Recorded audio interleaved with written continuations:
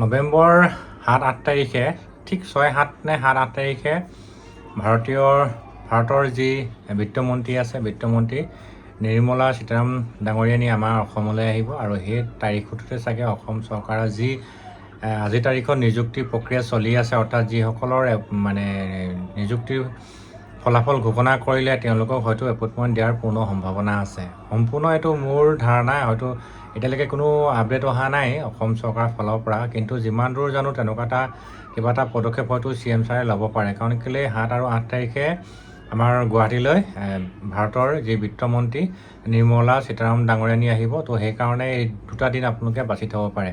তো নমস্কাৰ, স্বাগতম জনাইছোঁ মোৰ YouTube channel Bhupen Singh official অন্য এটা ভিডিঅ'লৈ। আশা কৰোঁ সকলো ভালে আছে। এতিয়া ডাঙৰ কথা হৈছে এপইণ্টমেণ্ট কেতিয়াকৈ দিব আৰু জইনিং কেতিয়াকৈ হ'ব।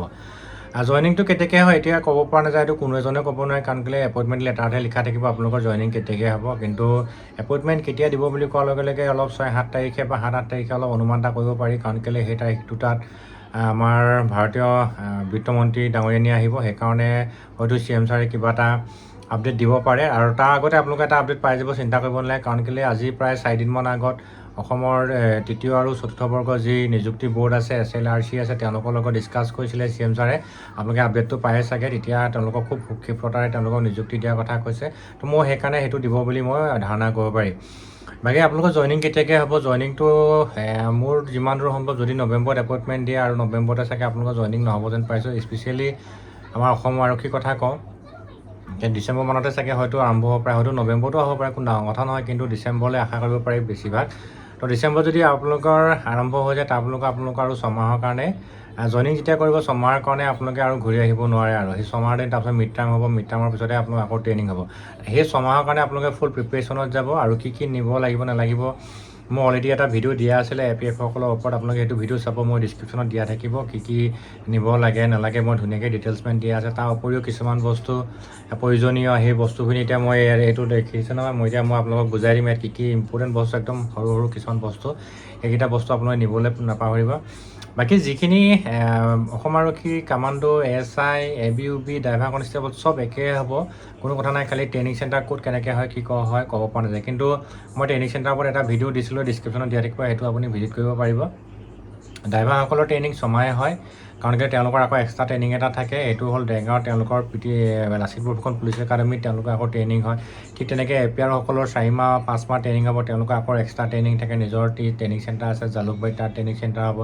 ঠিক তেনেকৈ বোটমেণ্টৰ আকৌ নিজৰ কিছুমান সুকীয়া ট্ৰেইনিং আছে, কিন্তু গোটেই ছিষ্টেমটোতে আপোনালোকৰ আৰ্মছৰ ট্ৰেইনিং পাব আৰু ডিল্ডৰ ট্ৰেইনিং পাব, ডিল ডিচিপ্লিন, তাৰপিছতে যিবিলাক তোমাৰ আৰ্মছৰ আছে ৱেপনছ আছে সেইবিলাক সকলোৱে ট্ৰেইনিং পাব, কোনো চিন্তা কৰিব নালাগে। তেনেকৈ আপোনালোকে পূৰা ফুল প্ৰিপেৰেশ্যনত যাব আৰু খুব জোচত যাব। আৰু এটা খুব ইম্পৰ্টেণ্ট এটা কথা কওঁ, আপোনালোকে যেতিয়া ট্ৰেইনিং যাব, ট্ৰেইনিঙত যোৱাৰ লগে লগে আপোনালোকে আগতে যিটো এটা নিৰ্দিষ্ট সময়মতে দৌৰিছিলে বা কাৰোবাৰ কোনো আদেশ দিয়া নাছিলে যে আমুক কৰিব লাগিব, 5 পাক মাৰিব লাগিব চাই পেলাই, কিন্তু ট্ৰেইনিঙত এটা সম্পূৰ্ণ বান্ধোন এটা আহি যায়। বান্ধোনটো খুব আপোনালোকে চিনচিয়াৰিটি আপোনালোকে মানে তেওঁলোকৰ যিসকল ছাৰ থাকিব তেওঁলোকৰ কথা শুনিব বা তেওঁলোকৰ লগত খুব ভালকৈ এডজাষ্ট হ'বলৈ চেষ্টা কৰিব। বহুতৰ মানে বাতাবৰণটো সলনি হৈ যায়, জলবায়ুটো সলনি হৈ যায়, বেমাৰ আজাৰ হৈ গ'লে সেইখিনিৰ পৰা সাৱধান থাকিব। মই বোটমেণ্টৰ কথা কৈছোঁ, তাৰ মাজতে মোৰ দুজনমান ভাইটিয়ে কৈছিলে দাদা বোটমেণ্টৰ ফ'ৰ্থ গ্ৰেডৰ নি, বোটমেণ্টৰ ফ'ৰ্থ গ্ৰেডৰ নহয়, খালি তেওঁলোকৰ গ্ৰেড পে'টো অলপ কম হয়, কিন্তু তেওঁলোকৰ ডিউটি অসম আৰক্ষীৰ দৰে হয়, তেওঁলোকৰ ইউনিফৰ্মো অসম আৰক্ষীৰ দৰে হয়, তেওঁলোকৰ ট্ৰেইনিঙো অসম আৰক্ষীৰ ABৰ লগত ছেইম এজ ইট ইজ হয়। আৰু আপোনালোকৰ বোটমেনৰ মোৰ নিজৰ ভাইটি আছে, মই সেইকাৰণে কৈছোঁ, ইয়াৰ আগত বোটমেন যেতিয়া লৈছিল তেতিয়া 10 APত ট্ৰেইনিং হৈছিলে। এতিয়া বোটমেণ্টৰ ক'ত ট্ৰেইনিং হ'ব এতিয়ালৈকে ডিটেইলমেণ্ট কৰা নাই, একো আইডিয়া অহা নাই, আহিলে আপোনালোকক মই জনামেই, চিন্তা কৰিব নালাগে। দুটামান বস্তু ইম্পৰ্টেণ্ট, সেইকেইটা বস্তু কি নিব লাগিব মই আপোনালোকক দেখাই দিম, ভিডিঅ'টো আপোনালোকে স্কিপ নকৰিব। আৰু যিসকলে মোৰ চেনেলটো ফাৰ্ষ্ট টাইম চাইছে চেনেলটো ছাবস্ক্ৰাইব কৰি ৰাখিব, ভিডিঅ'টো ভাল লাগিলে লাইক কৰিব আৰু শ্বেয়াৰ কৰিব। কি ইম্পৰ্টেণ্ট বস্তু মই আপোনালোকক দেখাইছোঁ, এইটো হৈছে মষ্ট ইম্পৰ্টেণ্ট, এইটো ডকুমেণ্ট ফাইল। এই ডকুমেণ্ট ফাইলত আপোনালোকৰ কি থাকিব মই আপোনালোকক জনাই দিছোঁ।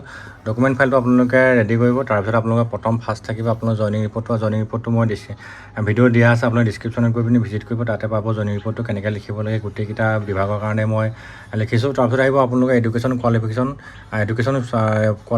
কি আছে আপোনালোকৰ চাৰ্টিফিকেট, সেইবোৰ গোটেইখিনি নিবলৈ নাপাহৰিব। লগতে আধাৰ কাৰ্ড, পান কাৰ্ড যি আছে চব লগত ৰাখি ল'ব।